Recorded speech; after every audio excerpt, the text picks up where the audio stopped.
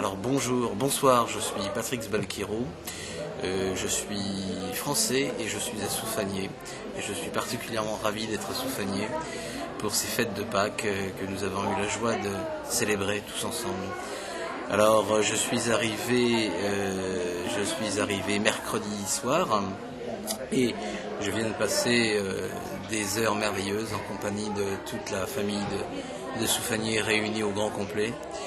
Myrna a eu un stigmate, ce qui est très rare dans l'histoire du christianisme, avec un très beau message du Seigneur, message très convergent et très, très stimulant sur le plan spirituel, et puis aujourd'hui l'extase avec l'huile sur le visage, sur les mains, et à nouveau un message du Christ, très très beau aussi. Message qui vient donc s'ajouter à ces messages que nous connaissons et que j'encourage évidemment tout le monde, et les Français d'abord à lire, les Français et les Canadiens à lire. Donc, êtes-vous capable de donner quelques bribes du message, surtout d'aujourd'hui? Oui. C'est un pont, c'est une passerelle jetée entre l'Orient et l'Occident, puisque le Seigneur nous demande à nous, latins, occidentaux, de repartir chez nous, mais en gardant dans notre cœur, au plus profond de nous-mêmes, l'Orient. Ce qu'est l'Orient, je dirais, tel que nous pouvons le vivre à Soufanié, qui est une chose merveilleuse, une grande famille, fraternelle, des échanges humains très forts, très, très spirituels, très profonds. Et vraiment, je crois que cette maison à Damas est le signe de quelque chose de bien plus grand, qui dépasse, je pense, même la Syrie et qui est en train de se développer à travers le monde. Il me semblait que le message avait une forme de reproche, parce qu'il nous disait aux orientaux de conserver leurs valeurs et de ne pas se laisser un petit peu tenté par l'Occident. C'est ça. Il est vrai qu'en Europe ou en Amérique du Nord, le matérialisme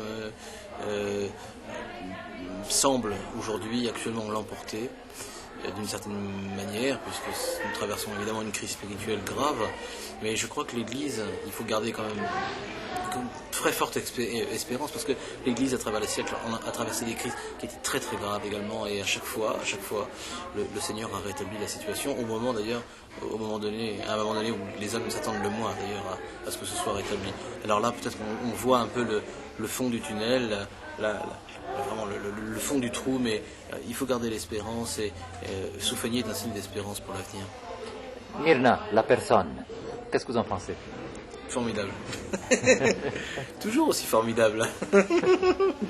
Toujours aussi formidable. Elle est toujours aussi simple, aussi humble, et c'est très très émouvant de la voir passer finalement de sa chambre à coucher, au moment où elle reçoit le message et où elle est en extase, à quelques heures après, comme maintenant, actuellement, en train de faire le ménage chez elle. Ça, c'est tout à fait remarquable. Et je peux témoigner, elle fait remarquablement bien la vaisselle, elle repasse remarquablement bien. Il y avait beaucoup de gens aujourd'hui? Oui, beaucoup de gens aujourd'hui. On aurait dû peut-être compter les entrées, mais je crois que oui, ça a été vraiment une belle fête, une très belle fête. Par quel mode le message peut-il donner à Myrna aujourd'hui?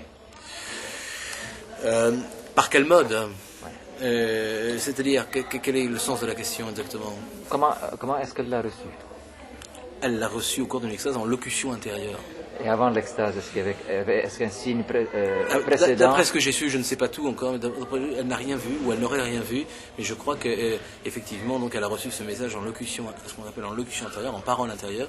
Il y a eu un signe très fort, bien sûr, à chaque fois que Myrna tombe en extase, l'huile coule de son visage et de ses mains, et aujourd'hui, donc, l'huile a coulé de ses yeux, ce qui est en général un signe annonçateur que le Christ va lui parler, va lui donner une parole. Je crois qu'à chaque fois, c'est systématique depuis le début des événements de Soufanié, le Christ s'annonce finalement comme cela. L'huile coule des yeux de Myrna et de son visage. Et jeudi saint, si vous pouvez brièvement nous donner un aperçu de ce qui s'est passé ici. Avec le stigmate, c'est formidable. Myrna est entourée d'une équipe de caméramans et d'une équipe médicale hors pair. J'avais encore rarement vu ça, avec tout un tas d'appareillages très, très sophistiqués, très, très actuels. Et Myrna a eu donc la plaie au côté. Et c'est une chose très intéressante, parce que, à ma connaissance, tous les cas de stigmatisés authentiques, véritables, que l'on a pu recenser, avaient les marques dans les mains, les pieds, le front souvent et le côté et parfois l'épaule. Et jusque-là, les précédentes stigmatisations chez Myrna se présentaient de cette manière-là, avec les mains, les pieds et le front, et les plaies s'ouvraient pratiquement tout ensemble. Là, il n'y a eu que la plaie du côté.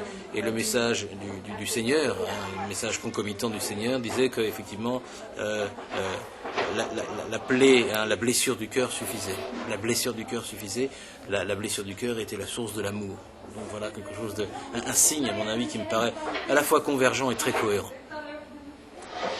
Il semblait aussi qu'il se défendait, ou qu'il justifiait un peu sa crucifixion. Ah, ça, je ne me souviens plus. N'avait-il pas dit à la fin qu'il a été accusé d'un crime qu'il n'a pas commis? Ah oui, il a dit qu'il était accusé d'un crime qu'il n'a pas commis. Ah oui, c'est vrai. Il a porté les péchés du monde. Et il a été rangé au rang des criminels. Crucifié entre deux criminels. Vous avez connu Myrna comment?